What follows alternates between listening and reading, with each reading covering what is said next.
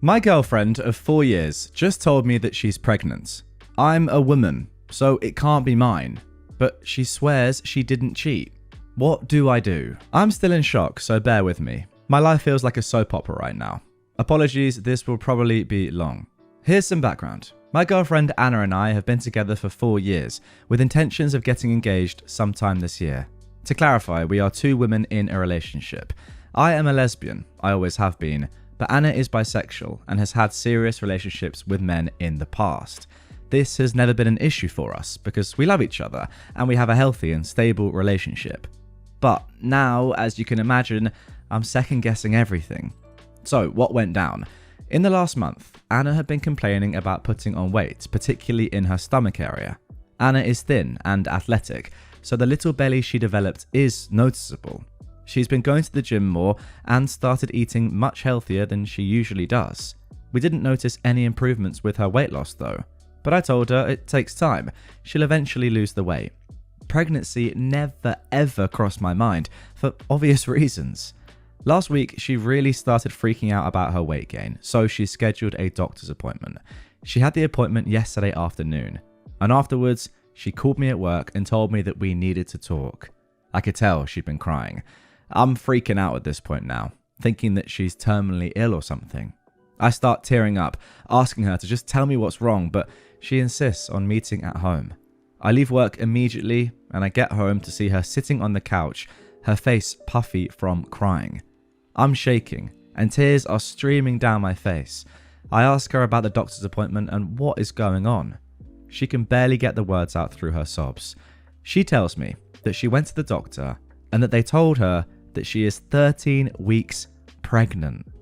I stop crying, but my brain is trying to comprehend what she just told me. All I could say was, "What?" over and over. She is still sobbing, saying that she's so confused and she has no idea how this happened. I've never really seen her in a state like that. She seems genuinely upset and confused, but then again, so am I. As I started registering what is going on, I ask, "Did you sleep with someone?" And she only starts crying more, swearing on her life that she didn't sleep with anyone. So I'm like, "But you did. You're pregnant. There is no way that you didn't cheat on me." To which she replies, "I have no freaking clue how this happened, but I swear to God, I didn't sleep with anyone. You have to believe me." We go back and forth for 30 minutes or so, both of us still confused. I told her that I needed to think, so I called a friend and spent last night at his house. I've been talking with friends and everyone is confused, but agreeing that Anna must have cheated on me. I keep playing over our conversations in my head though, like if she knew that she had slept with a guy and that she could be pregnant, why would she go to the doctor? Why wouldn't she have just gotten an abortion secretly? She could have used the Plan B pill just in case, like she could have gotten away with this. Maybe I'm being foolish here, but it genuinely seems like she had no idea why she was gaining the weight in her stomach. A couple of nights we talked at length about possibilities as to why she might be gaining the weight just in that region, and pregnancy never crossed our minds. I'm also playing back the potential date that she could have cheated on me, considering she's 13 weeks along. We live together, we have similar work schedules, both 9 to 5 jobs, and if I'm thinking of the right week that this could have happened, there's nothing that stands out of the ordinary to me. There weren't any late nights or suspicious activity that would have concerned me. I feel like I'm driving myself crazy and I feel like I can't trust her. She's been texting me asking if we can talk, and I told her that I need more time. I want to believe that she is telling me the truth, but I can't think of any reason how she could be pregnant without having slept with some guy. But it's all so confusing given the situation. So, Reddit, what are your thoughts?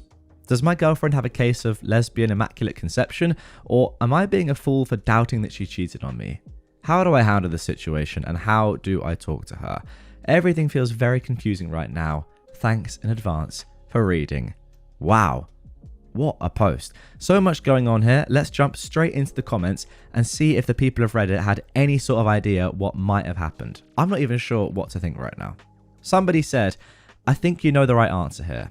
You don't just get magically pregnant. Yeah, she could have hidden it and secretly gotten an abortion, but in all likelihood, she didn't think anything of it until it was too late. Maybe they used a condom and it broke, or he pulled out or something and she was convinced it couldn't be a pregnancy or just didn't want to believe it. Denial is extremely powerful. Some people will deny till the day they die, but she is in a relationship with you, a woman, and she's pregnant. This isn't one you can deny. Logic says she may as well come clean, but good luck with that. 99.9% chance she cheated. The only other explanation is she was drugged and assaulted or something, but that is a big leap into the let's find a way to rationalize this zone. Good luck with this. My money is on she was unfaithful, as it's the obvious effing answer. Oh, yeah, I think this is true. I mean, I don't want to believe it, but this has to be the most obvious answer, right? I mean, there's no other way this could have happened, surely. If she is pregnant, then she has to have had sex with a man. It's just a fact, right? I mean, as you said, unless she is the coming, once again, of Mary, the mother of Jesus, then I don't know what else is going on here. OP replied to this comment saying, maybe the answer that she cheated is obvious here, but it's also difficult to explain to a bunch of strangers just how upset she was when she told me. I can't expect internet strangers to know the intimacies of our relationship, but I wouldn't be posting here if I didn't think there was a slight chance that she was actually telling me the truth. That is a good point. Only you, OP, know in that moment when you had that conversation face to face and you could see how distraught she was. Only you know, based on everything that's happened over the past couple of months as well, from when she did get pregnant. You should be able, I don't know, maybe I'm wrong here, but I feel like you would know in that moment, or you'd at least get a massive sort of inkling as to whether or not she was telling the truth or she wasn't. Because, I don't know, like if you know someone that well, yeah, they could be an amazing liar, but I think when you know someone that well, 9 times out of 10, you know if they're 100% telling the truth or if they're not. You could just sort of sense it. Things don't add up.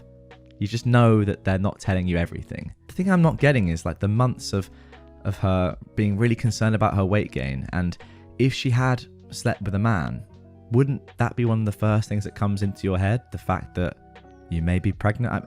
Surely, even if you'd slept with a man with a condom or, pulled out or whatever, that would still come into your head, surely. I mean, it just would have to as a possibility, not a likely one, but a possibility. So the fact that she just didn't even think about that once the entire time, I mean, maybe she did and just didn't tell you. I don't know. Let's see what happens anyway. That's the beauty of this subreddit. Here is an update. So, a lot has happened since the original post. Thank you to everyone that responded with helpful comments. It seems like most people came to 3 possible conclusions with Anna's pregnancy. First of all, she cheated on me and got pregnant. Second, she was the victim of a drugging scenario and doesn't remember anything. And third, the doctor is wrong. Wow. I didn't even consider that third option, but that could be true, I suppose. I mean, there's a world in which she isn't actually pregnant, although do doctors get that sort of stuff wrong that often? Maybe they do.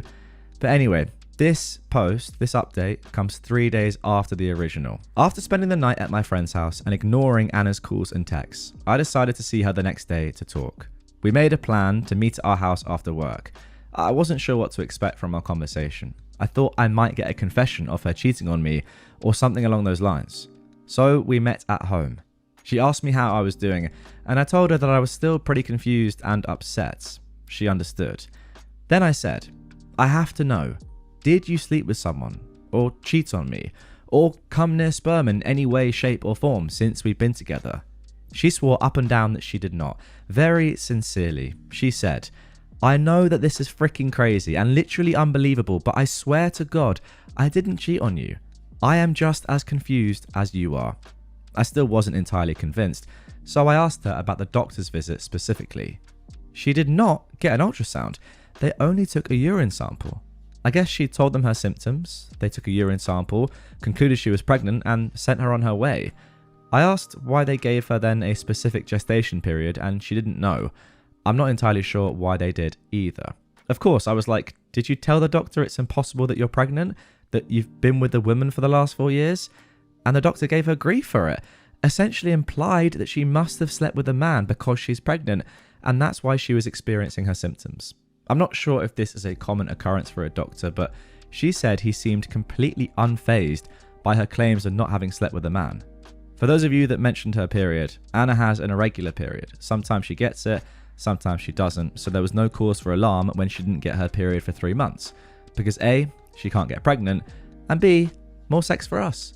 I guess the doctor saw the signs of a positive pregnancy test and a lack of period, and pregnancy was the most reasonable option. After hearing about that, I said that she should schedule another doctor's appointment with a different doctor as soon as possible. She told me that she had, and had the appointment the next day, which was yesterday at the time of writing. We decided it was best that I go with her to the appointment. Again, like, this isn't adding up. If she has cheated and your partner is saying to you, look, come, I promise you I'm being honest, I just don't think that would happen. Maybe it would. The denial would still be going on, but anyway. The first order of business with the new doctor was the ultrasound. I sat with Anna as they put the gel on her stomach, and I was honestly sweating bullets. I kept thinking to myself, what if she is actually pregnant? I thought I was going to pass out, but Anna seemed calm.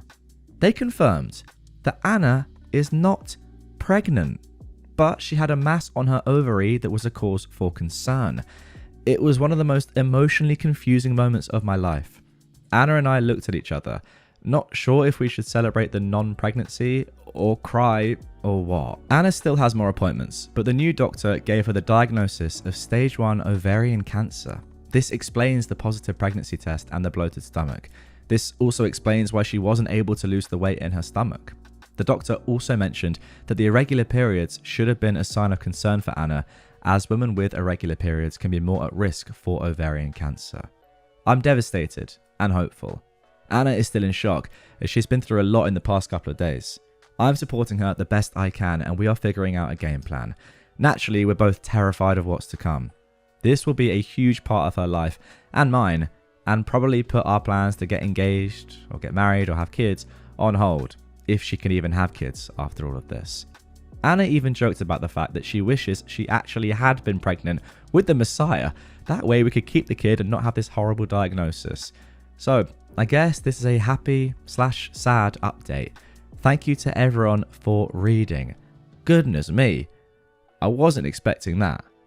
And I'm not quite sure how to react to that. On the one hand, you find out that your partner hasn't cheated on you with a man and wasn't lying about her being pregnant.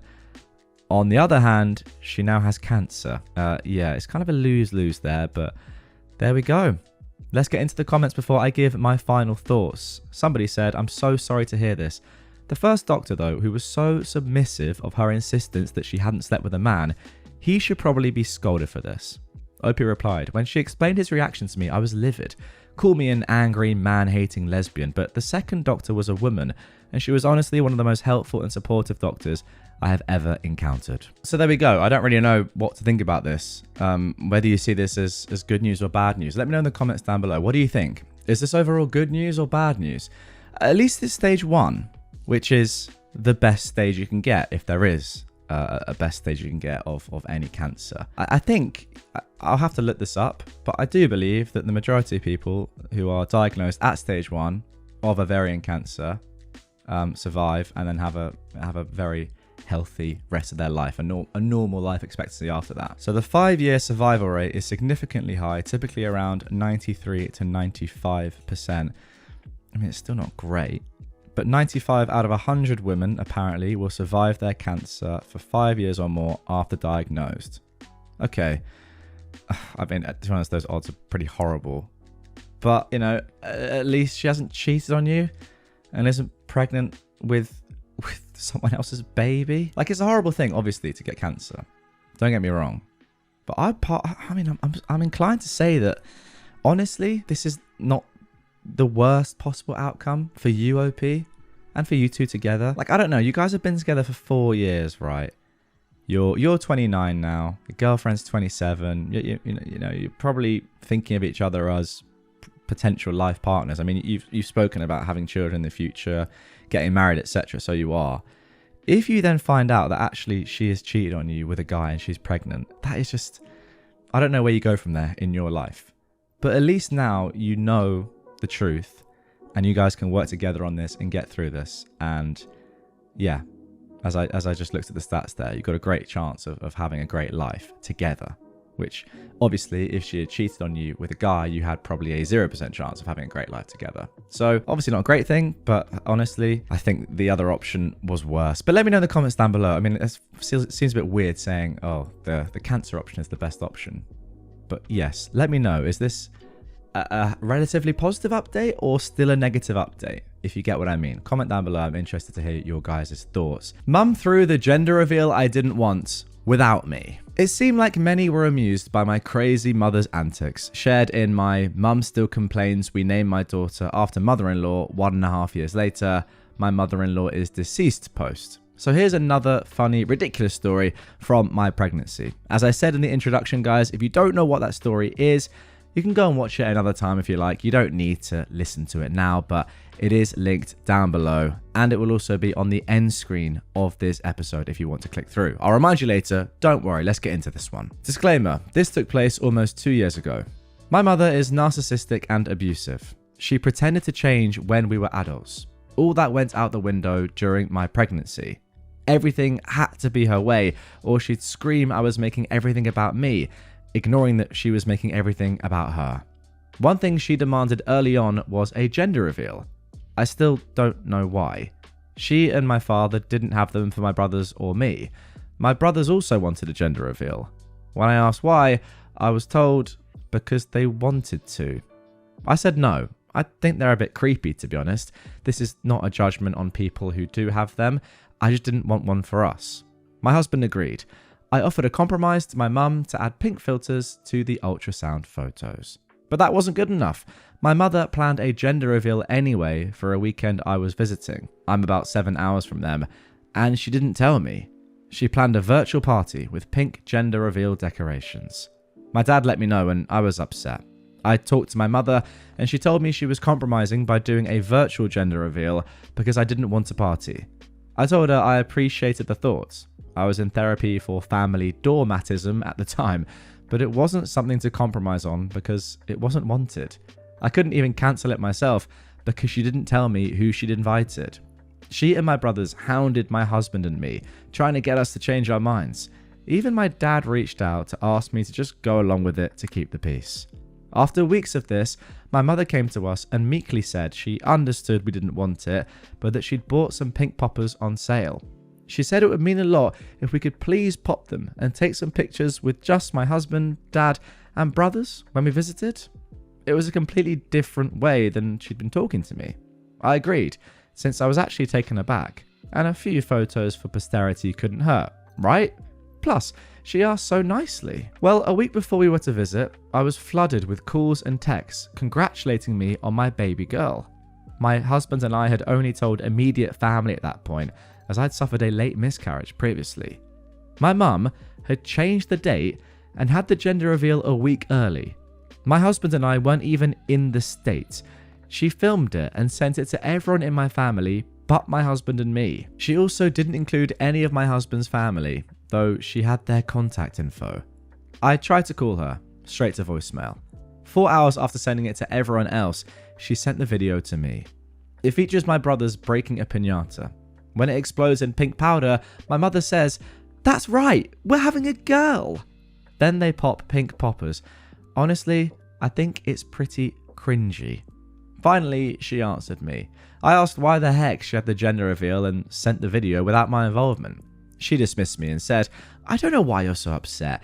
You didn't want the gender reveal anyway." Like, yes, that is exactly why I was upset. She stole my pregnancy announcement and specifically did the gender reveal I didn't want and hid it from me. I was so upset, I cancelled visiting the following weekend and I spent time with my husband's family instead. That is when we agreed to use my mother-in-law's middle name for my daughter, which is covered in the post I mentioned at the beginning. Hopefully you get some enjoyment from this story. I was so upset at the time, but looking back, the absurdity makes me laugh. And as I said in the intro, guys, if you do want to see the story that the OP is referencing there, which by the way is another great story, which pretty much just shows how crazy OP's mum actually is. I mean, we've seen it a bit here, but trust me, if you've not heard that story, you won't know this, but there's a lot more that's going on there than we've just seen in this one story. But yeah, link to that is down below in the description. It's the second story in that episode.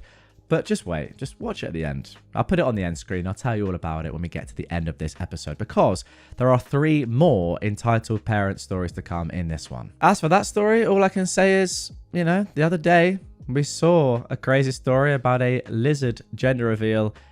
This one is arguably even more stupid. I mean, the people whose baby you're revealing aren't even there and don't even know what's going on. That is the dumbest gender reveal ever. And the other one involved a lizard. A baby lizard. By the way, if you don't know what I'm talking about there and you haven't seen that episode, well, you're missing out. Look, the moral of the story, guys, clearly, is subscribe to the channel, turn notifications on, and watch every single episode so you don't miss out on crazy stories like the couple I've just referenced there. I'm sorry, it's your loss. Let's move on. All right, now for our second story. Entitled Client learns that professionals can in fact walk away. I work as an engineer. I do some consulting on the side, but typically only for people I know and as a favor. A good friend asked me to help his in-laws who were doing some fairly massive renovations/additions. I agreed solely because he asked me to. This isn't something I have any interest or need in doing except as a favor. It's an old house and had a can of worms written all over it with some of the changes they wanted to do. Now, he warned me that the mother-in-law can be unpleasant, but that was an understatement. She seemed to think that because I was being paid, I charged probably 1/10 of what a business would. She could snap her fingers at me like a servant. I had a few unpleasant emails with her, but it was tolerable. She was rude when I was pointing out issues with their plans, but nothing too extreme. That changed when I started trying to find a time for me to stop by and inspect a few areas of the house to verify some information. I offered times to stop by on the weekend, but that didn't work for her. I tried evening times, still a no. Nope, she wanted me to stop by during my office work hours because that was best for her. When I told her no, this gets done on the weekends or in the evening, she went from rude to incredibly hostile, telling me that she is paying me, lol, and that I work with her availability, not the other way around. I CC'd my friend in on the chain, told them I was out, and to have fun working with whoever they get. My friend apologized. I said no worries, not my problem anymore. She emailed back, quite stunned that I was walking away, telling me that it's not how business is conducted. I didn't bother responding. About 3 weeks later, I get an email from the husband now, asking me if I would reconsider, and he promises that his wife won't speak to me or be involved in any way. I hear from my friend that while the quotes came back much higher, which was tolerable for them, it was how long the wait was that wasn't. They just bought this house and wanted to move in ASAP, but it's an incredibly busy time of year for the industry. It turns out, when companies you reach out to are drowning in work and you have a potentially convoluted and messy project, they aren't chomping at the bit to get your business. So now they're going to lose the trades they lined up because design would be a month or 2 out. I passed on the request as I struggled to believe she'd be kept in check and I had no desire to bail her out. My friend didn't care, said it was nice watching her attitude give her consequences that actually affect her. And there you go, that is how you know this isn't a one-off. When this woman's son-in-law is saying, you know what, this might not be a bad thing for her. To be honest, actually, I'll go a step further. Your friend was probably thrilled to see his mother-in-law get some consequences for her behavior finally.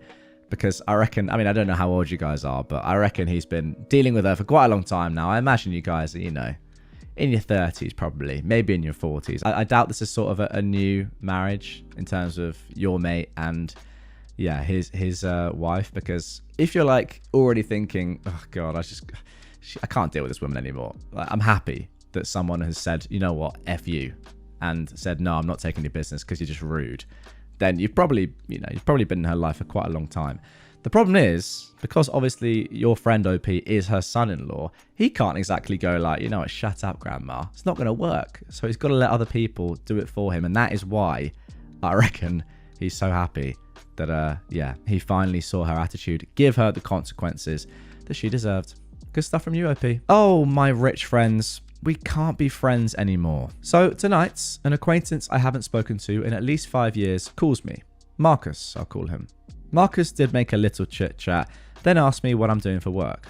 I say I'm between full-time stuff right now, but looking. They agreed that the job market is hard and how they're divesting themselves of a business they've had for decades, as the suckers aren't buying anything anymore. I give a little laugh because that's a weird way to refer to clients, but maybe Marcus is a little down. Marcus then mentions about their home in New England and their home in the West Coast in a highly desirable area on the beach, and that they want to split the entire summer between the two locations because it's so hot in the South in the summer. I say something along the lines of, well, that's a heck of a problem to have, and we laugh again. That's when they drop their entitled request on me. Marcus wants someone to care for their extremely obese, nearly bedbound elderly auntie that lives with them 7 days a week, no days off, for 3 months. The best part? This home isn't air conditioned. They want to offer a fellow human $200 per week since it's, quote, light duty, but they say I'd have my own room. I own a home. It's not interesting to me. I explained that I was going to have to pass on this amazing offer, and then Marcus got really insulted. He whined and said they didn't know anyone as nice as me, and since I was a flight attendant before this, I know, quote, the first aid and serving food stuff. Again, I declined and he was confused. I said, would you work for $200 a week? Because I won't. He said he'd call me in a week to see if I changed my mind. I just blocked him as soon as the call ended. Wow. Yeah, $200 a week. What a great price. This is so dumb. Is this guy really complaining about how, yeah, his business is really struggling when you have a home in New England and a home in the West Coast in a, this is a quote from him, by the way, a highly desirable area on the beach, and you're in a position to split your summer across these two great properties, I imagine. But then you're only willing to pay somebody $200 a week, no days off, for 3 months to look after your bedbound elderly auntie who requires a lot of attention, clearly. But then you've said in the next bit that actually, no, it's not really that much duty. I don't know. This guy is just an absolute gimp. Now for our final entitled parent people story. I will tell you how this deal works. One early spring, I decided to sell our travel trailer. It was only a few years old, looked new inside and out, priced right, and it was prime time of year to sell. I knew it would be gone after a showing or two. The first family shows up after an odd phone call. The wife does all the talking, but made it clear that her husband, Glenn, makes the decisions in the family. She asks a ton of questions on the phone so she could give the info to Glenn. Glenn is in the room with her as this is going on. Weird, but whatever. They roll in, and I meet Glenn. He tries to avoid eye contact and is trying to play a power game. The wife and kids are in love with the camper, polite and friendly. Glenn is a jerk. As I answer his questions, he occasionally smirks. At this point, to be honest, I'm not interested in selling him dog poop fresh from my backyard, but I'm not lowering myself to his behaviour. I give him the respect he does not deserve, taking the high road, since his poor wife and kids don't need to see me telling him to GTFO. Eventually, Glenn says, I'm going to be giving you X $1,000. We'll be back next weekend with the check. He barks at his wife and kids to get back in the car. I tell him I didn't agree to any price. Maybe it will still be around next weekend, maybe not. He smirks again and drives away. Glenn's price was exactly what I would have accepted from any potential buyer who wasn't a jerk. At that point, I was clear about one thing. Glenn will never end up with my camper because, well, you know. The next day, a couple shows up to look at the trailer. They are slack-jawed at the price and condition and ask what I'll take for it, as they can meet me later in the day with cash. I offer to sell it to them for Glenn's price. A few hours later, I have a fat stack of $100 bills in hand, and they leave with the trailer, thrilled with the deal. The next Friday, just as I expected, Glenn's abused wife calls. Okay, that's probably a step too far, but fair enough, those are OP's words. She tells me that they got a loan and want to pick the trailer up tomorrow. I play dumb and I ask what she means. After she explains it again, I drop a bomb. I'm so sorry, but it's gone. I tell her that all Glenn had to do was respectfully offer the amount he told me I would be taking, then leave a deposit check, and you'd be picking up your camper tomorrow. I reminded her that she was standing there when I told Glenn that we hadn't agreed to a price, and it was still very much for sale to whomever wanted it. Finally, I told her to make sure that Glenn knows that it's sold for his price the next day. So sad. It seems that Glenn was a D who got the D on this one. I mean, yeah, the top comment here is poor wife. I agree. I'm not sure I'd go to the extent of saying abused wife, but yes. I just don't get why you'd be with a person like this. Like, what a loser. You can just imagine walking into the garden or whatever, the porch, being like, yeah, I know what I'm going to do here. I'm going to get this camper for way under the asking price. Like, yeah, I'm gonna show this geezer who's boss, and I'm just gonna like try and alpha him. Ultimately, you've alphaed yourself, mate. Congrats. You are a beta. Well done, Glennie. You beta boy. This is literally really stupid, but she's really upset about it. So, I am 48, and my daughter, who is 23, has a blue-tongued skink who she heavily adores. Now, for those of you watching on YouTube, OP has added some pictures of her lizard, which I'm showing on screen now. Also, guys, in case you were wondering, and I didn't know this myself, skinks are a type of lizard. They're characterized by their smaller legs in comparison to typical lizards. They also apparently have no pronounced neck, which, yeah, I can sort of see that. Where's your neck, mate? Anyway, OP continues. She jokingly refers to it as her daughter. I found it weird, but she says it's because it's the closest thing she'd have to a child, and she feels a strong emotional bond, similar to a child. She's decided to remain child-free for multiple reasons, and I've been very supportive of this decision. Well, she recently took her skink to the vet for a checkup, and she was excited to find out its gender. Afterwards, I got a text asking if I'd come to her gender reveal party she was having. She explained it was just a small get-together with cake and food for her friends that she hasn't seen in a while, with the gender reveal being mostly a joke and a way to make fun of real gender reveals. Well, I didn't come. I didn't see a point. It's just a lizard, and I'm a busy person. She later called me and expressed she was kind of sad I didn't come because it had been a while since I'd seen her, but she understood I was busy. I told her she couldn't actually expect me to come to a gender reveal for a lizard. She said that it wasn't a real gender reveal, it was more of a joke. Really, it was just a small gathering to catch up with everyone. I told her if that was the case, she should have just called it a gathering, because I'm not coming to a gender reveal unless it's for a real granddaughter. She got quiet for a minute, and then turned my words around, claiming I wasn't supportive of her decision to be child-free. I told her she can't possibly expect me to treat a lizard as a granddaughter. She said she didn't expect me to, but it was clear I didn't respect her bond with her lizard and her decision, and she just wanted to see me, and my reason for not coming was hurtful. I told her she was being ridiculous over a lizard. She claimed it wasn't over the lizard and it was a gathering and not even centered around the lizard, but I stick by what I said. It's ridiculous to have a gender reveal for a lizard. She hung up, and I got a message from her best friend about how I'm a jerk for treating her that way. But I don't think I'm the jerk for not wanting to go to a party for a lizard. Right, before I give my thoughts on this, and goodness me, I have a lot.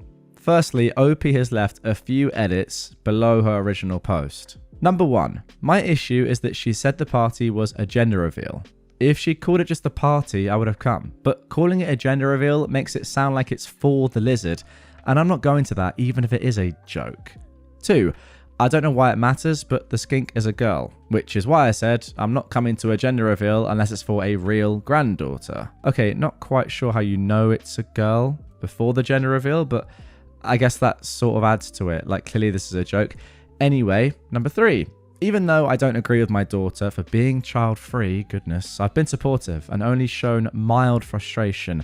The reasons she's decided to be child-free are that she claims she's asexual, she just doesn't want one, she has emotional baggage and feels unable to care for a real child, she fears pregnancy, and she has a carrier gene like me and doesn't want to go through what I did.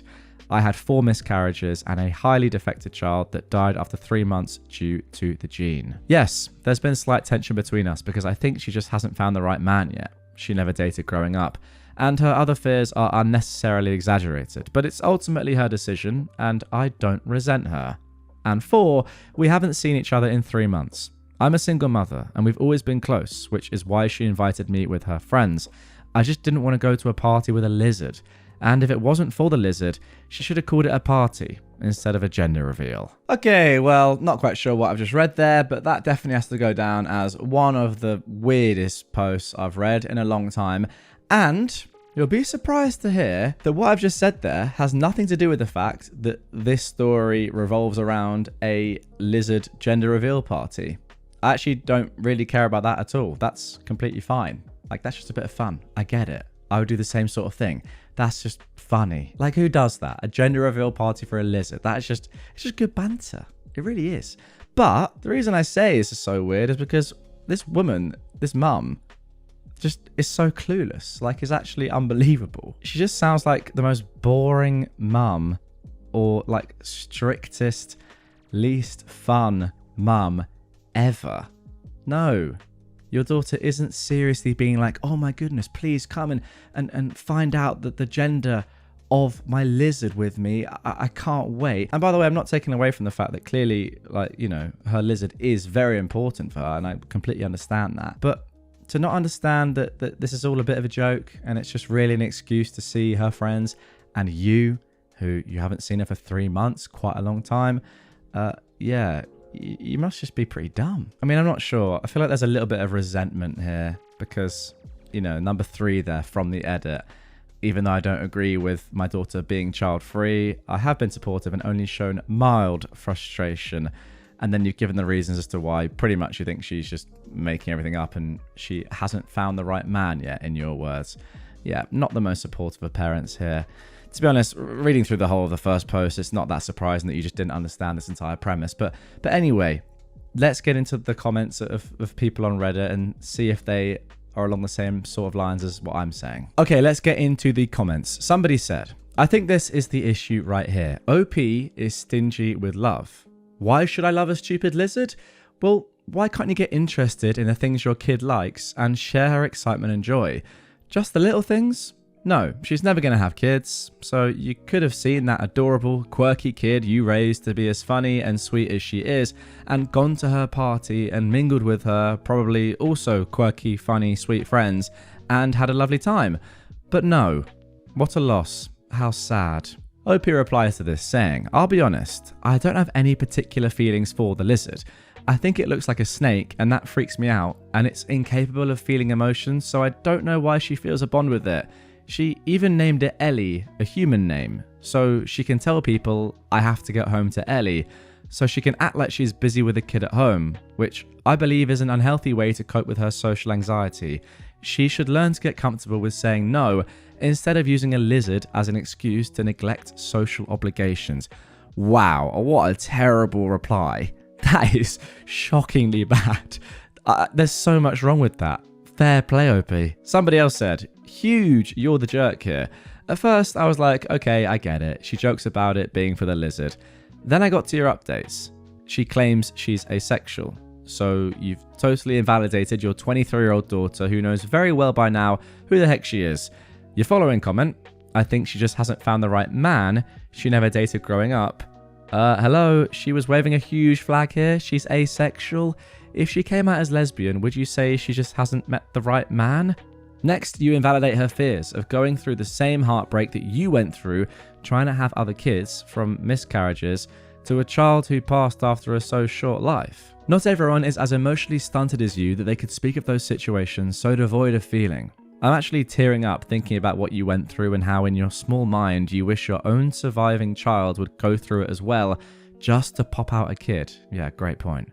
Get over yourself, mum, in quotes, and yes quotes, because you do not deserve that title any longer.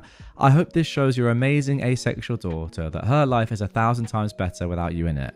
Also, for your sake, go and get therapy. You need to reconnect with your emotions. Wow. Hard-hitting words, but I completely agree with them. OP replied, saying, I wouldn't say I've invalidated her. She says she doesn't experience sexual or romantic attraction, nor has a want for it, which is only because she hasn't found the right person yet. It's impossible for someone to not feel such a natural feeling. Everyone feels it. It's a normal chemical in our body. I've tried to explain this to her. For some reason, she fears physical interaction with men. I think her fears probably stem from not having a father because he left when she was 3. I wonder why he left. No offense, but you know what I mean. Yes, it was hard on me. There were many tears, and it's partly why her father left. Okay, that's probably not the reason, but that's what mothers do. She knows how important to me it is that I finally gave birth to a child that actually lived to grow up, and it does hurt that she wouldn't continue for me when I went through that pain. That's why there's been tension for her decision, and I'll admit, I'm unhappy with it, but I've been as supportive as I can, and I haven't been mean about it. Yeah, clearly. I mean, this person is just an absolute clown. And then one final comment, which I think sums it up pretty well. So wait, this commenter says, and then they quote, "Afterwards, I got a text asking if I'd come to her gender reveal party she was having. She explained it was just a small get-together with cake and food for her friends that she hasn't seen in a while, with the gender reveal being mostly a joke and a way to make fun of real gender reveals. But then you say, 2 paragraphs later, I told her she couldn't actually expect me to come to a gender reveal for a lizard. She said it wasn't a real gender reveal, that was more of a joke. Really, it was just a small gathering to catch up with everyone. I told her if that was the case, she should have just called it a gathering because I'm not coming to a gender reveal unless it's for a real granddaughter." You just told on yourself, OP. She'd already told you it was a joke and you refused to go out of spite because she won't have kids. Then you had the gall to fricking gaslight her. In fact, she told you twice that the party wasn't actually for the lizard, but to the very end of your post, you keep saying it was for the lizard. Very good point. OP replied, "She kept labeling that it was a gender reveal though. She bought a cake that says it's a girl and popped a pink sparkly glitter popper too, which I think is ridiculous. The lizard can't appreciate or love this. It can't even feel emotions. This person just gets more and more stupid with each and every reply. It's insane. Have you considered the fact, maybe because 100 people have told you this pretty much in the comments and your daughter explicitly told you this multiple times, that the lizard gender reveal might just be a joke and actually she just wants to see her friends and you? Crazy thought, I know." Now, what is great about this post is that the next day, OP's daughter's best friend actually found it on Reddit and replied in the comments saying this: "You are the jerk, and I'm surprised you had the gall to post this knowing your daughter frequents Reddit. This is the best friend that texted you. You blocked my number, not that it matters. You know it wasn't about the reveal, it was an excuse to hold a party. Look, we had fun without you. The lizard had an adorable tiny party hat. We had cake that said, it's a girl, and we popped a glittery sparkly party popper. It got all over the walls and ceiling, and our friend John. And we started making jokes like, call the EMS for John, and they do say gender reveals are dangerous. Who knew? But I'm sure she sent you the video so you know what you missed out on. We made fun of it for the most part and blasted The Last of Us music, since that's where Ellie's name comes from, not because she wanted an excuse for her social anxiety. She struggled with her identity for years, and you were never supportive. When she was trying to figure out if she was lesbian, you sat her down for 30 minutes and explained how it's normal to get feelings confused, but people weren't meant to like the same gender, and it was probably just friendship feelings that she was confusing. You're part of the reason she never explored her sexuality further with your sex is natural and you can't have a relationship without sex comments, knowing not only is she mildly autistic and already struggles to understand and comprehend her emotions, but she's also a victim of a negative experience. You know she has a codependency issue and living by herself has been really difficult for her to overcome, and Ellie has helped immensely. She was upset you didn't come when she wanted to see you because she adores you. And you didn't even call her for Thanksgiving. Wow, and there we go. A scathing comment from OP's daughter's best friend. But it's all very valid. The one thing I'm thinking, and to be honest with you guys, I was thinking about this before I read that last comment from OP's daughter's best friend. I was sort of getting autistic vibes, and I mean that in, you know, in every correct sense of the word. Like I genuinely did think that OP might be autistic or be somewhere on the spectrum, because forgive me if you guys think I'm wrong here, but I think it's impossible for her to not understand what is going on here unless she has some sort of autism. Like it's obvious that the gender reveal party thing is a bit of a joke. It's just a bit of fun. It's not like really serious. I know OP's daughter really loves Ellie, but that's not actually the point. I think anyone could see that unless perhaps you had some sort of difficulty. I'm not sure. Let me know in the comments what you guys think. But now hearing that OP's daughter has autism and knowing that autism is very genetic, and I think something like 80% of people with autism have inherited it. I might be wrong there. I'll check that actually. But you know, if that is the case, then maybe autism runs in this family and OP has it as well, and that could explain why you've reacted the way you've reacted, which just makes no sense to me. Yeah, apparently around 80% of autism cases can be linked to inherited genetic mutations. So maybe that makes sense. I don't know. I feel like there's just too much going on here that cannot be explained without thinking that maybe OP is autistic, because, you know, if you read that whole thing again, knowing that OP is autistic, I think it all makes sense. So I don't want to assume that you're autistic, OP, but I don't know. You guys watching right now that do have autism, I know there'll be quite a lot of you. Let me know in the comments down below. What do you think? Are these autistic tendencies? Is this potentially something that autistic people struggle with? You know, that lack of emotional awareness and understanding? Because for someone like me who isn't autistic, this is a very, very strange post.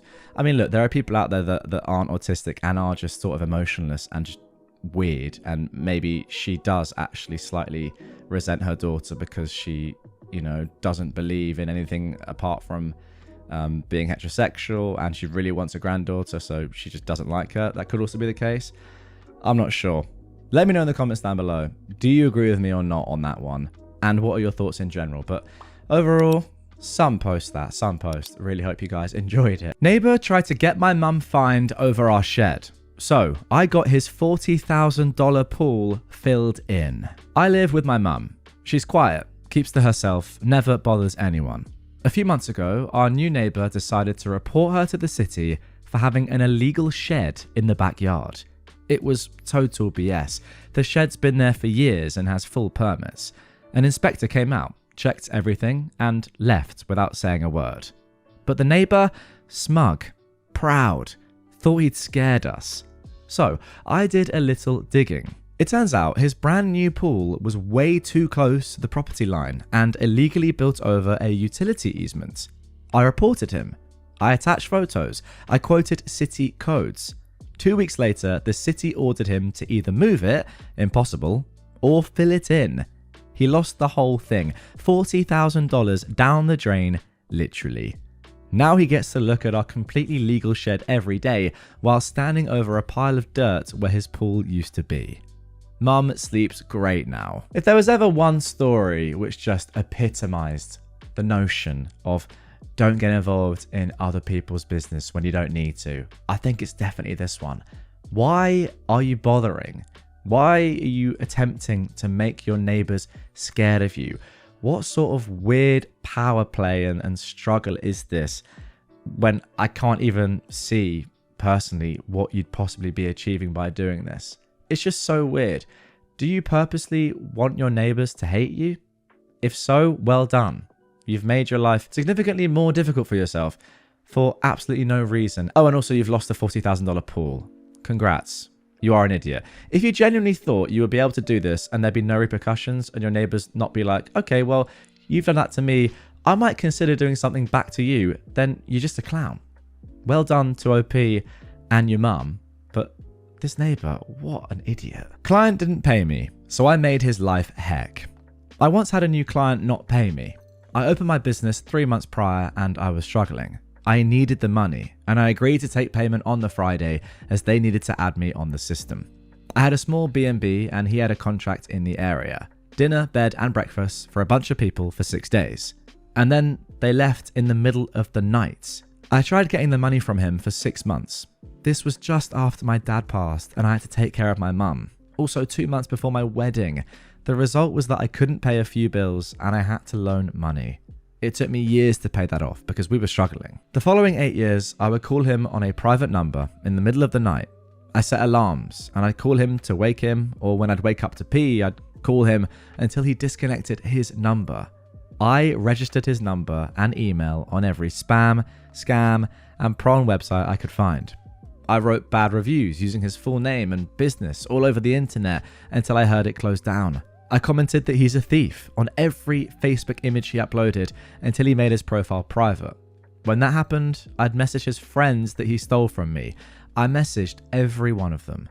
His business was in another city and I googled the area and called all his neighbors and told them that he sells drugs out of his shop. I'm pretty sure I've caused him more damage than the money he still owes me. Now my business is established and I make good money, but I'll never forget the dude that kicked me when I was at my lowest point. Wow, there's not much worse than running from an Airbnb in the middle of the night. Like, that is the lowest of the low, especially given that you've been there for 5 nights already. Like, so embarrassing.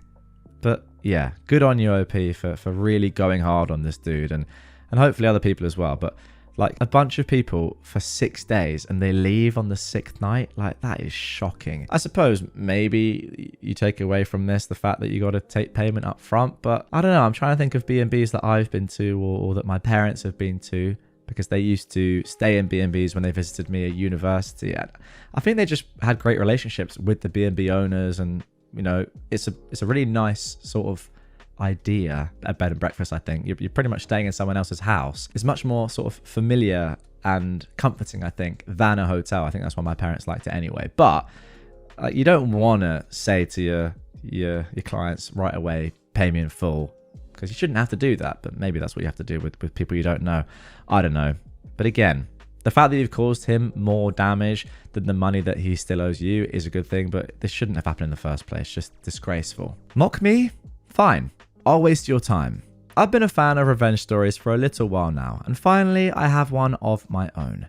It started 2 days ago when I received a call from somebody claiming to be from TELUS, a phone company. They can reduce my monthly bill by 40%, he claimed. This is a scam that's been happening, and I knew it was when he asked me what my monthly bill is. Well, if you work for TELUS, you would know that, I told him. And he said, oh yeah, you're right, and he hung up. About an hour later, same call, different guy. I told him to remove my number from the calling list, and he just goes, na na na na na na, in a mocking tone before he hung up. Now, that annoyed me. I was waiting for them to call again, but they didn't for the rest of the day. Yesterday, in the afternoon, my phone rings and it's them. I'm going to waste as much of their time as possible. Same spiel as last time, 40% off my monthly bill. What is it? Well, I told them that my last bill was $2.15. No, that's not right, he said. My bill needs to be at least $20 a month to apply. Okay, well, let me go back to the previous month then. $42. I qualify for a free new iPhone too, if I'm a senior. So I tell him I'm actually very senior. What's my date of birth? August 17th, 1901. He questioned the year, but in more of a do I have this correct way than were you born over 100 years ago way. I don't know how I managed to stay deadpan and not let out a giggle as that red flag went over his head. Let's see what else I can get away with. My email address? Yes, let me spell it for you. MANMEETBALLDEEP. Wow. If you want to work that one out, guys, go ahead. @gmail.com. His accent was thick. The T's and P's sound the same. So I said, manmeetbulldeep in your butt. That went flying right over his head, and he just comes back with, it says that's not a valid email. Well, your systems are wrong, I say. Then he asked me for my credit card number, so I read him the number off my Pepsi's barcode. Then he asked for my driver's license number. I don't have one. I'm too old to drive. Goodness me, I'm over 100. So he asked for any kind of ID.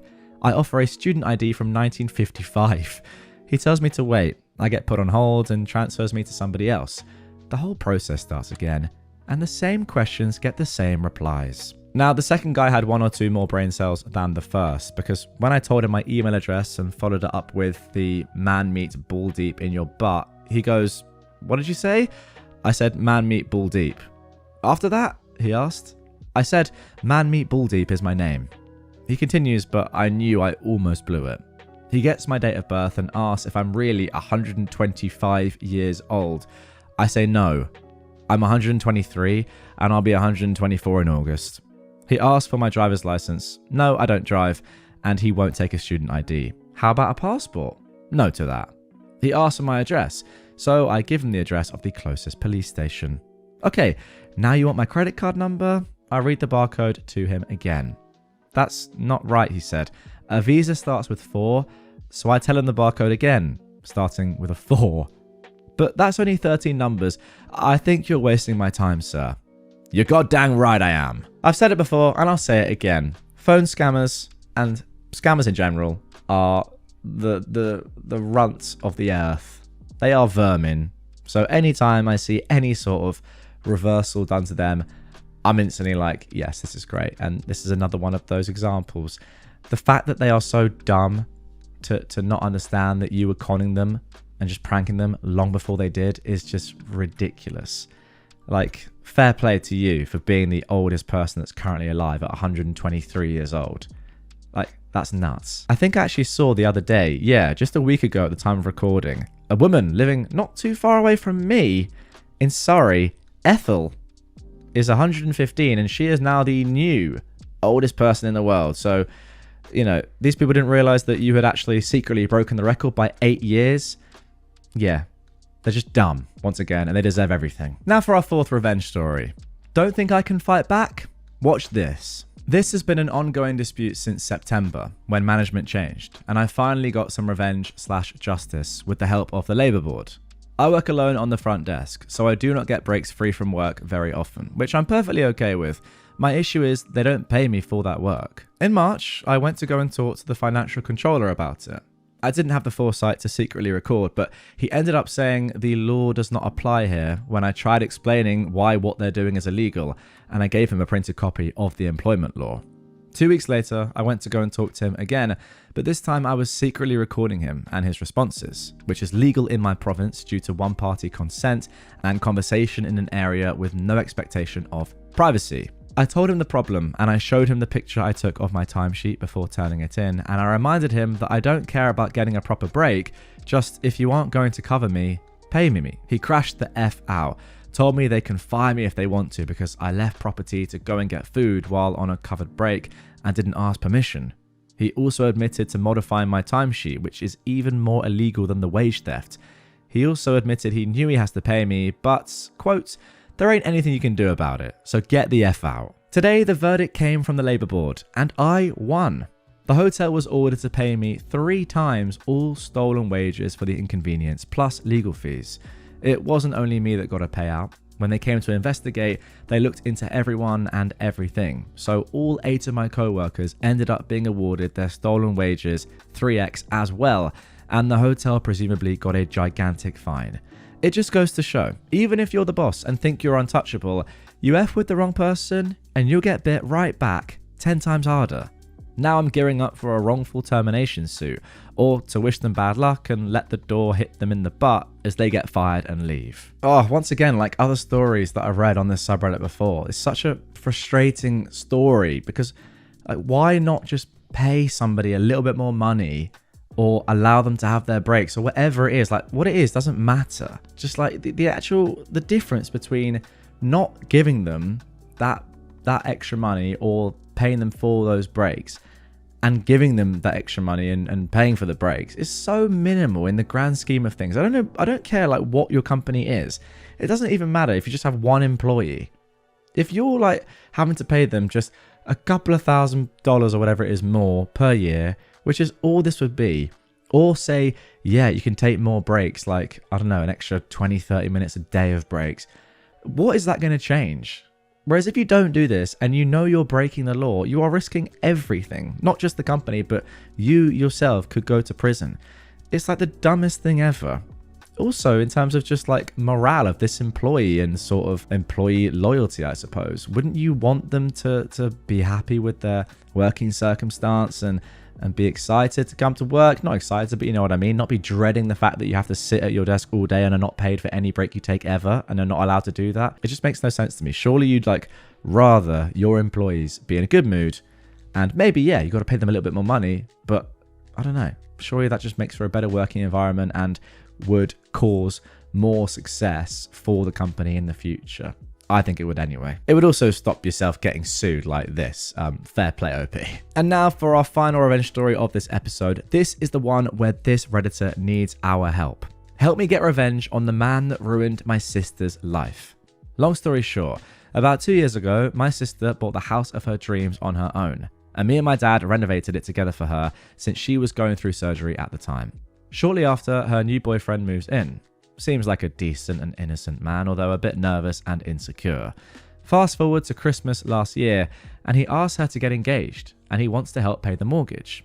There's just the small fact that he needs to be signed as an owner of the house in order to be equally responsible for the mortgage. My sister signs the paperwork because they're going to get engaged and start a family. That's at least what he manipulated her to think. Well, almost immediately after she signs the papers, he does a 180 and turns into a massive idiot. Things get worse and worse, and he's becoming verbally abusive on almost a daily basis. She asks him to move out, and he basically says, no, I own half of the house and half of everything in it, and we're going to sell the house, and I'm going to get half the profit and half of the furniture, and I'm not moving until then. All of this is obviously premeditated by him. He works in banking and real estate, so he knows what he's doing, and he knows that there's a very real possibility he can walk away with 20k from a house that he never paid for, or even changed a freaking toilet roll in, all while my sister has to give up her dream house. We don't live in the US, and we have lawyers, so no legal advice needed. I just want to quite literally ruin his life. Any suggestions? Okay guys, so this is where you come in. Get your comments in down below. What do you think OP could do? I think OP here has a lot of scope to sort of do whatever. Like, the door's been left very open for us and you guys in the comments to suggest anything really. I will just read a couple of edits that OP has left though to maybe push us down a certain path. First of all, they said, thank you for your help, because obviously people in the comments were thinking of hundreds of ideas. I'm planning my revenge and I'm going to implement some of your suggestions. The revenge will be calculated, slow, and hopefully life-wrecking, so he won't do this to another person again. I'll reply to each and every comment when I have time. Second edit. My sister has asked me to not do anything considered to be illegal in our country of residence, so I'll reconsider some of the options I have. I agree with that, by the way. I don't think it's worth putting yourself at risk or doing something criminal just because somebody else has done something criminal. I mean, this isn't criminal, I suppose, but morally it's awful. But I don't think it's worth risking your future to enact revenge. There are better ways of doing it. Anyway, there is, however, pee all over his car, OP says. Great. Must have been the neighbour's cats again. Oh, and he's already been offered some help from various religious groups. Bless his soul. And one final edit. Currently working on relocating my sister and all her belongings to a safe place, since he started to claim he can have half of her furniture too. He hasn't bought anything except a TV. So we're planning on emptying the entire house in one day and then cutting the water and power. I'm also writing a lengthy statement to his current employer and every potential employer in the county.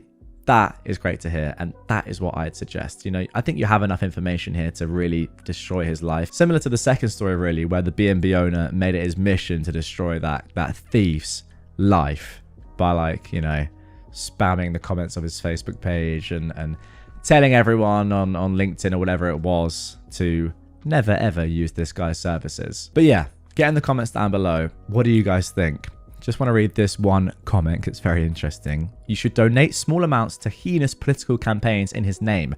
My daughter ruined her father's political career by doing this. That is really interesting. I want to hear clever things like that from you. I feel like, you know, peeing on his car is one thing. I want clever. I feel like this audience that we've got here, this community, is full of people with IQs of minimum 142. Don't let me down in the comments, guys. I want to hear your very best, your most intelligent thoughts. My mother-in-law asked my husband to subscribe to her OnlyFans to support her. My mother-in-law, who is 40, has always been very open about sex. When I first met my husband, she managed a sex toy store. About a year ago, she started working towards a degree on sexual health and wellness. She nude models for a local artist, and around a month ago, she started an OnlyFans account. Sex and an openness about it has always been an extraordinarily normal thing for her. I have absolutely nothing against her working in the sex industry. That's her forte, and I'm happy that she's doing well and enjoying what she does. However, I've had some slight concerns about it before. Not specifically her working in the sex industry or her openness in general, more so how open she is, especially with her own kids. For example, my husband and I started dating in high school when she was managing the sex store. When she'd come home from work, she would stop by my husband's, boyfriend at the time's, room and hand us sample sizes of different lubes and sensation creams, saying, I thought you guys might want to try some of these. It always made us both pretty uncomfortable, and it was extremely awkward to have my boyfriend's mum hand me things to try sexually with her son. But nonetheless, the most conversation that my husband and I ever had about it back then was about how awkward it was. Awkward and uncomfortable enough that we never actually used these things. They just piled up on a shelf by his bed. Another time, while we were dating, fresh out of high school, we were hanging out with his sisters. His mum was still working at the sex toy shop. Once in a while, she'd come home with silly toys, and on this night, she walked in with a 1 foot long, glittery you-know-what. She playfully whipped it around towards us like a sword. His sisters screamed and ran from her, and for a while, we all laughed and had fun about it, snatching it from one another and chasing each other around with the glitter schlong. Not quite sure I can say that, but anyway. Eventually, my husband's sister, who was 17 at the time, said something like, "Mum, you better not have brought that home to use. That's crazy." My husband chimed off an "ooh," saying he didn't want to think about that. And his mum laughed and replied, "Oh no, that's silicone. You know the toys that I use are glass." Again, my husband made a weird face but didn't say anything. When we got to his room, I said that it was weird that his mum talked to her children about what she used to get her rocks off, and he told me that she's always been way too open about things that none of them wanted to know, but that she's always just been this way, so he's gotten used to tuning it out. As time went on, I got used to the openness, and it was just that, being too open about personal stuff within conversation. However, yesterday the openness went too far. My husband and I were sitting in our living room watching TV. My husband got a text from his mum and opened it and had a visceral reaction. He tossed his phone down, stood up, walked away from it with his hands over his face while saying things like, "Oh my god," and "holy trash" under his breath. Naturally, I thought someone had died, so I started frantically asking what was wrong. All he said was that he didn't even want to open his phone again. I asked again what was wrong, and he told me that his mum just sent him pictures. I was confused, but my concern started to grow. I asked what he meant by pictures, and he hesitated before saying, "I don't want to ask you to look, but I can't open it back up to delete it myself, so I need you to." My stomach dropped. I opened his phone to see what was there, and I immediately felt nauseous. There was a text that read, "Hey, I know you've always supported me, and I wanted to see if you'd be willing to subscribe to my OnlyFans so that I can get my numbers up while I'm getting started. Of course, I don't expect or want you looking through it, but the more subscriber numbers I have, the more engagement I can get. I was also wondering if you'd be willing to share my link to some of your friends at work." My husband is in a male-dominated blue-collar job. The pics I included are to send to them with the link, but don't tell them I'm your mum. And under was the pictures. There were 3 nude photos of his mother, and not just naked in a mirror or pic of the boobs kind of photos. They were full-on pornographic photos. One of her tied up in BDSM gear, one of her face down, butt up on her bed, and one of her with legs spread and a you-know-what halfway in her mouth. My blood was boiling. I deleted what she'd sent, and my husband and I were both silent for a moment. I didn't know what else to say or do, so I broke the silence by asking, "What now?" My husband told me to block his mum on his phone, so I did. I asked if this was something his mum has done before, and he said no. He told me that in the past, she's asked if he wanted to see pictures of the drawings she posed for. He always felt a bit guilty saying no, so he simply didn't respond when she asked, and she never sent it. Then my husband went pale and started walking to the bathroom, saying he felt sick. While he was in there, I blocked his mum on my phone as well, including her social media. When my husband came back out of the bathroom, he called his sister.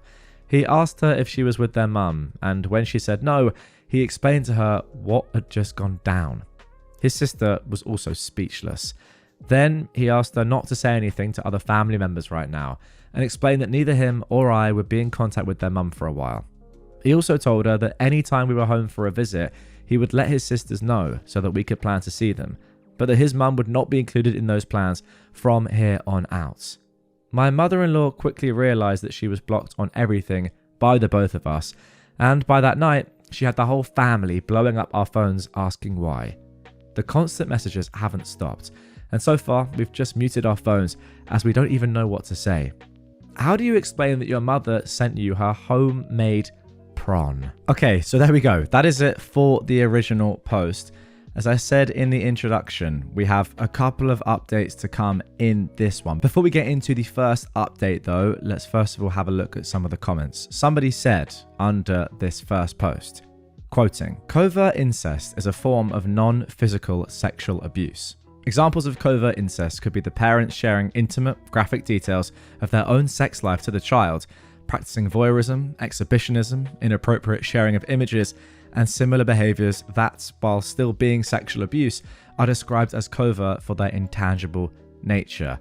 Yeah, that all makes a lot of sense to me. That sounds exactly like covert incest. Goodness me. OP replied saying, "Thank you for these comments. I've never heard of covert incest, but now I know exactly what is going on, and my husband and I both have some reading up to do."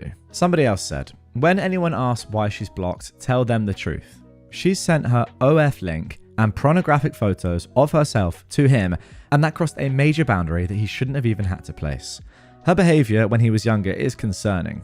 I'd be discussing it with a therapist to decide how to move forward, as there is likely some more vomit-inducing things in his past that he might not realise are actually things she groomed him to believing was normal." OP replied to this saying, "This has been a concern of mine since the sex toy discussion, and this incident affirmed that for me. When my husband gets home, I plan on asking about the past a bit, but I don't want to pry, as I don't want to rehash something that he isn't ready to discuss with me, especially things that could be traumatizing. I do know that when we were dating, there was a bit of an issue with her asking explicit details about his sex life and even about me. Do you prefer a clean-shaved girl? Was one of them. Despite him not answering, she gave him a bikini shaving set from her shop to give to me. Have you tried these positions? I think she would enjoy them. Are you guys using lube? You need to be using lube. Does she prefer ribbed condoms? To name just a few. I know these things made my husband wildly uncomfortable, and when I asked him why he never said to just stop, he told me he has in the past, but she got extremely defensive and acted offended. She would go on a tangent about how she wanted him to be comfortable, coming to her about everything, and how sex was a normal part of life that they should be able to discuss.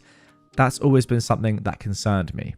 We both go to regular counselling, so again, without prying, I'm going to suggest diving into his mother's past with this behaviour in therapy." And finally, somebody suggested it would be a good time for your husband to tell your mother-in-law that he's going to take a break from her. An email saying he's wanted to support her in her interests, even though they disturb him. This request that she send those personal pictures of herself to co-workers is highly inappropriate, whether or not he told them she was a relative. That is his job. Those are unsolicited sexual pictures. They are pictures of his mother, which he personally finds disturbing. Those are co-workers who could report him to his superiors. His mother is old enough to know that 1. It's inappropriate to be sharing sexual details with her children unless they have asked her to. 2. Unsolicited sexual content is unsuitable for sharing in general public unless it is acceptable, i.e. Pride Day, a health fair, fetish flea, etc. And 3, soliciting sexual content in the workplace is a potential firing offence. It's time for your husband to be blunt with your mother-in-law and tell her she is deeply disturbing him. OP replied to this, "My husband is in the military. It isn't just a firing, it's a sharp case with a dishonourable discharge." Wow, well that, if possible, makes it even worse. Now, was anyone else, while listening to that, thinking about the start of sex education? Like specifically episode 1, season 1, episode 1. If you've not seen it, you might not be sure what I'm saying here. And I haven't seen the whole series, I'm going to be honest. I've just watched like a few episodes of the first season. I know I should watch more. All right, I get it, relax. But I was kind of thinking, if you don't know, one of the main characters' mums is like a sex therapist, and she's pretty obviously openly sexual, or not sexual, but like she doesn't hide away from talking about sex with her son, and that makes him pretty uncomfortable. Whatever. So I was kind of getting that sort of vibe and thinking, you know what? Like, yeah, this is really, really strange, but it's not the end of the world. But it just got weirder and weirder and weirder. And look, I'm not against sort of, children and parents having that sort of relationship where they talk about everything and they talk about sex and what they've been up to in their free time. I'm all for that. I'm not saying I have that relationship myself with my parents. Maybe one day. I doubt it. It's not really my vibe or theirs, I don't think. But I know some of my friends who will speak about that sort of stuff with their parents pretty openly. Power to them. I think it's getting a little bit too far here. Even before the pictures and saying, oh yeah, do you want to just share my OnlyFans? That's right, your mum's OnlyFans to all your co-workers. Even before that, I think we were overstepping a couple of boundaries. And when that person is listed in the comments down below, covert incest, and given the definition there, I mean, this is exactly what it is. It's not physical incest, but sending your son like nudes of yourself. It's got to be illegal, and I think it is. Okay, let's get into the first update here. This was posted on the same day, 15 hours later. When my husband got home from work today, he did have me recover the messages for evidence should it be needed. That's a good idea, actually. I screenshotted the message with timestamps and each of the photos. In the photos, I scribbled over her not so private areas as well. After that, I sent the images to my phone and once again deleted the messages from his phone, both in his mother's texts and mine, per husband's request. This was something that several people suggested in the comments of the previous post. And believe me, we were on the same page before I even read them. My husband and I are also regulars in therapy, both individual and couples counselling. When we got married, we agreed that doing counselling from the get-go was a good idea. Not because we have problems in our marriage, but it gives us the tools to confront issues in the future and keeps us on the same page 100% of the time. That being said, I asked my husband if he'd ever mentioned his mother's sexualness in his own therapy, and he said no. Since it's how he's always been raised, he saw it as mostly normal. I suggested this should most definitely be brought up at his next session, and he agreed. I also asked if there was anything that has happened that was a bit overboard in the past. Outside of conversation, he said that his mother would often come home from work with new lingerie, and she would put it on and wear it around the house for the rest of the night as if they were regular clothes. When she'd do this, he'd either stay in his room or go to a friend's house because it made him uncomfortable. Yeah, this woman is weird. I think we all know that, but she's becoming weirder and weirder the more we find out about her. And this, as I said, is bordering, if not is already there, in terms of breaking the law. Several people asked why there hasn't been a conversation about her talking about uncomfortable topics. There has been. When my husband and I were dating, both of us minors, she would talk to my husband about our sex life explicitly. Some of the questions she'd ask him are if he likes girls who are clean shaven, if him and I were using lube, if I preferred rib condoms, if we tried certain positions, even if I preferred stimulation via clitoris or G-spot. Wow. When she'd ask these things, my husband simply wouldn't answer with more than, I don't know, but eventually he did tell her to stop. He told her that he didn't want to talk about these things with her, that he knew I wouldn't want her talking about those things with her, and that her asking this stuff made him extremely uncomfortable. Her response was to get defensive and act as if she'd been disrespected. She would say that sex was normal, that she should be able to have these conversations with her son. She even accused him of shaming her sexuality. So he just went back to ignoring the questions altogether. Some suggested that we have an in-person conversation with her about this happening. Not only do we live far away, but we aren't ready for a conversation about it. And we especially aren't ready to discuss it in person. This happened yesterday afternoon, and it will honestly be a very long time before any sort of communication happens with her at all. I did find out what she'd been telling family. She's telling them that she asked if her son supported her, not if he would subscribe and share her content. That is why family have been reaching out and asking why we blocked her for asking that. We will be telling family exactly what happened, but we aren't quite ready to do so yet, and that will come within the next few days. We're still processing all of what's going on. My husband has a therapy session tomorrow, and we have one together the next day. We'll likely wait to talk about this with family until after our sessions. That way we can get our ducks in a row a bit more, and we're even considering legal action. Again, that is something we'll bring up with our therapists before continuing. That is the main reason we took screenshot evidence. For those curious, yes, mother-in-law is young. She had my husband at 16, 17, and we got married young as well. Very common among my family and in the field of work he is in. And that field of work is the military. So him sharing his mother's content would heavily affect him. Not just the firing, that would give him a SHARP, which is sexual harassment/assault response and prevention case, and a possible dishonorable discharge, which would make it extremely difficult to go on after the military. That is all I have for an update right now, but trust that there will be another. Thank you so much for all the advice and support I received on my last post. I seriously gained such good info from the comments, and it's been really helpful. Okay, so before we get into the final update, which was posted just 2 days later, just want to read this one comment. Somebody said, "This is so, I have no words for it, just effed up. What she did was sexual harassment, sending pornographic content without consent, not to mention the whole childhood. There is something like being sex positive, yeah, but then there's harassment, And his mother definitely crossed the line over and over again. Yeah, that's what I was trying to say. Like, I think sex positivity can be a good thing, but I mean, we're nowhere near this. Arguably, we never were.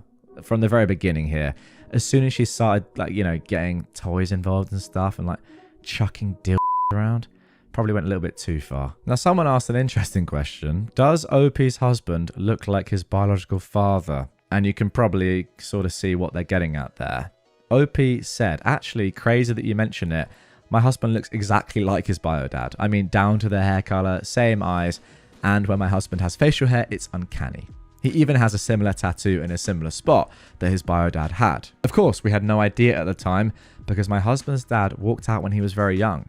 But after he got that tattoo, his mother mentioned that it was in the same spot, with the exception of a few details. It was practically the same tattoo. Okay then, so final update. My husband and I have spoken with therapists about the entire situation, and we've drawn a conclusion to how we will handle things. As advised by our therapist, and based on what we've planned ourselves, my mother-in-law will be cut off until she does the self-work, and is no longer overly sexual towards family. That being said, my husband and I are prepared for her to be cut off permanently. She will likely not attend therapy herself, as she sees it as unimportant. I'm not sure if her opinion comes from her visiting a therapist previously, but she does believe that, quote, therapists just tell you everything wrong with yourself and why you need to change. They don't actually try to help your mental health, just make it worse, end quote. I'm sure everyone can imagine what has caused her to draw those conclusions. As of now, my husband and I will not be pushing legal action. We've decided that for us at this time, we'd prefer to lay down the law in what we feel comfortable with. If that's respected, that's great, and nothing more will come of it on our end. If that isn't, and there are more attempts to reach us, such as creating accounts, etc., we'll most likely seek out a restraining order. As I mentioned previously, I've saved the screenshots from the original issue, so we will have that to present if needed. On to family. As a reminder, my husband's side of the family was blowing up our phones, asking why on earth we'd block my mother-in-law. Well, what she told them was that we blocked her after she simply asked for our support in the things she's doing. What they didn't know was that she sent the photos. We told them. We didn't send the photos, of course, but we did describe them. Things were understood quickly and nothing more was said. I don't know if family has taken it upon themselves to confront her about this. If they have, great, she needs it. If they haven't, oh well. Now, from our perspective, I was raised in a family where everything was very taboo. Sex, sexuality, our bodies, even our periods were difficult to talk about. So much so that when my mum found out I had a crush on a boy when I was 13, I cried and profusely apologized because I thought I'd be in a lot of trouble. Asking questions wasn't okay either, so when I did have questions, I couldn't simply ask. For example, I overheard my mum say the word prawn and I didn't know what it meant. I asked what it meant and I got sent to my room. So, at 7 years old, I grabbed the family tablet and I googled it. I saw a bunch of naked people, got scared, put the iPad back in the living room. When my parents checked the search history that night, I was screamed at and not allowed to touch electronics for the rest of the year. So, with all of that in mind, a sex-positive family was so incredibly foreign to me. The idea of being able to go to your mum, ask about sex or your body, and have a conversation instead of getting in trouble was completely new. When my husband and I were dating, I never knew that his mum was going too far. I thought that this simply was sex positivity. Of course, I had intuition that things went too far at times, like when I questioned the toy conversation, but when the response to my questions were, she's just really open, I chalked it up to that, and I didn't really question it anymore. To answer some common questions, my mother-in-law is not this much when it comes to her daughters. I always assumed it was because they were younger, but the pictures being sent to only my husband really hammered the nail into the covert incest coffin. Come to find out, my mother-in-law also isn't quite as open with my sister-in-laws. She's open about her own doings, but doesn't meddle in their own like she did my husband. I mentioned before that she'd questioned my husband on our sex life when we were dating. Another phone call with my middle sister-in-law revealed that she's absolutely never done that to the girls. In fact, there have been times where she's overheard my sister-in-laws saying something about their boyfriends, and she'd say, lower your voice, I don't want to know. Whereas she would straight up ask my husband about sex. Wow, very interesting. Another common question was, where's father-in-law? Well, he's never been in the picture. As I said, he left when my mother-in-law was pregnant with her youngest daughter. My mother-in-law also doesn't have a father herself because he left when she was a baby. and there aren't a lot of men in the family. 2 distant uncles, a few cousins, but as far as close family, my husband was the only male growing up. My husband looks exactly like his bio dad. Same build, same hair type and colour, same bone structure, same eye shape, even a very similar birthmark. That fact makes this even more gross altogether. Why does that make it gross? I see. Took me a second there, guys, but I see. So your mother-in-law is attracted to her own son. Is that really what the conclusion of this story is? That? I mean, I don't want that to be the case, but I think with all the information, it has to be. Anyway, let's finish this off. And finally, OP says, no, we don't have children. However, I have always had concerns about leaving children alone with her because of the openness. I will know when my future children are ready to know about certain topics, and those conversations will come from my husband and I, and only us. I've always been concerned that my mother-in-law would discard our opinions on that and give our future children the bird and the bees talk whenever she felt like it. Unless she cannot fix whatever is wrong in her brain, she will not ever be alone with our kids, and even possibly never know them. But overall, this is my final in the whole situation. Thank you so much to everyone for all of the advice. I didn't even know the term covert incest before posting, and I'm grateful that I do now. It's given my husband and I something to do a little research about, and it's changed our perspective on the past quite a bit. My husband will be taking all of this into therapy more than just his last sessions, and at my next personal session, I'll likely bring it up too. It's also a topic that will be discussed at counselling together more than just yesterday's session as well. Again, thank you everyone. Okay, let's round things off with a couple of comments. Somebody said, this is definitely some form of essay to your husband, and I'm glad you two are taking the steps to process it and get to the root cause, as well as protecting yourselves. What she's done is wildly inappropriate and frankly disgusting. Somebody else said, your mother-in-law is not going to go to therapy until she finds a problem within herself, which seems unlikely. Just like addicts, they won't get clean until they truly want to do it for themselves. She has to hit rock bottom and want to change for herself. Going no contact is probably the best solution. Your poor husband. It's one thing to ask for support, but to actually ask your own child to subscribe to your OnlyFans is gross. Wow, what a final sentence there. Just in case you'd forgotten what happened in that story. This mum asked her son to subscribe to her OnlyFans. I mean, I honestly, I sort of want to just do a round of applause there for the most ludicrous title and story of all time. And I know I do say that quite often, but wow. Imagine asking your son, mate, just sub to my OF. It's only $5 a month and you get to see feet pics. Come on, sign up. I am a somewhat popular YouTuber. My wife deleted my recordings because she's never seen me crying and I'm unemotional. This was originally posted on January the 7th, 2015. First of all, please don't ask me who I am and my YouTube alias. I want to keep this anonymous. Anne and I have been married for 9 months. We've been together for 3 years. Our relationship has been pretty smooth and I love her to bits. However, we have a big personality clash. We've lived with it in the past, but it's affected her more than it's affected me. I'm more of a keep it all in guy and I prefer to deal with my issues by myself. She, on the other hand, talks about her issues with me and we work through them together. I've always been a little cold, maybe steely is a better word. I'm not too emotional, not that it's a good or bad thing, it's just the way I am. My wife and I were forced to put down our dog recently. He was my dog before we met, but he became a big part of our family. She loved the heck out of that dog, and I did too.